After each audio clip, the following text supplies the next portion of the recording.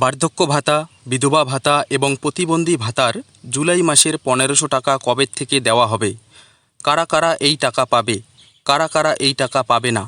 যারা নতুন করে জনকল্যাণ শিবিরে গিয়ে ফর্ম জমা করেছিলেন তাদের এই মুহূর্তে স্ট্যাটাসে কি দেখাচ্ছে এবং নতুন আবেদনকারীরা কি এই জুলাই মাসের টাকা পাবে? এছাড়াও জুন মাসের অনেকের টাকা দেয়নি, তাদের টাকা কবে দিবে? অর্থাৎ বকেয়া টাকা এবং জুলাই মাসের ১৫০০ টাকা কবে থেকে উপভোক্তার অ্যাকাউন্টে ঢুকবে, সমস্ত কিছু জানিয়ে দেব আজকের এই ভিডিওতে এবং আপনাদেরকে প্রমাণ সমেত দেখাবো। তাই ভিডিওটি প্রথম থেকে শেষ পর্যন্ত দেখবেন। তার আগে ছোট্ট একটি অনুরোধ, ভিডিওটিতে একটি লাইক দিয়ে চ্যানেলটিকে সাবস্ক্রাইব করে দেবেন। তো চলুন বন্ধুরা, শুরু করা যাক। বিধবা ভাতা, বার্ধক্য ভাতা, প্রতিবন্ধী ভাতা, এই মুহূর্তে দারুণ সুখবর। জুলাই মাসের ১৫০০ টাকা উপভোক্তাদের দেওয়া শুরু হয়ে গেল। উপভোক্তাদের অ্যাকাউন্টে জুন মাসে ১,০০০ টাকা দেওয়া হয়েছিল। জুলাই মাসের টাকা দেওয়ার প্রসেসিং শুরু হয়েছে বলে সূত্রে খবর। আজ ১১ জুলাই হয়ে গেলেও এখনও পর্যন্ত বিধবা ভাতা, প্রতিবন্ধী ভাতা এবং বার্ধক্য ভাতার ১৫০০ টাকা উপভোক্তাদের ব্যাংক অ্যাকাউন্টে জমা পড়েনি। ফলে বহু উপভোক্তা কিছুটা চিন্তার মধ্যে রয়েছেন। ইতিমধ্যে একটি খবর পাওয়া যাচ্ছে, বিভিন্ন পৌরসভায় এবং ব্লক অফিসে যেসব উপভোক্তারা বার্ধক্য ভাতার টাকা পেতেন তাদের লাইফ সার্টিফিকেট জমা নেওয়া হচ্ছে।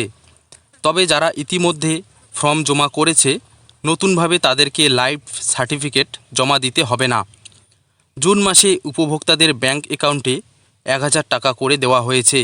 রাজ্য বাজেটে এই প্রকল্পগুলির ৫০০ টাকা বাড়ানো হয়েছে। যারা ইতিমধ্যে টাকা পেয়ে আসছিলেন তাদের যাচাই শুরু হয়েছে। সূত্রের খবর, এই যাচাইয়ের ফলে অনেক উপভোক্তার নাম বাদ যেতে পারে। সূত্রের খবর, এই জুলাই মাসের শেষের দিকেই এই প্রকল্পগুলির ১৫০০ টাকা দেওয়া শুরু হবে। যাদের এসআইআরে ভোটার লিস্ট থেকে নাম বাদ গেছে তাদের টাকা দেওয়া হবে না। তবে যাদের নাম ট্রাইব্যুনালে রয়েছে এবং সিএএর জন্য আবেদন করেছেন তারাও সরকারি সুবিধা পাবেন বলে জানানো হয়েছে।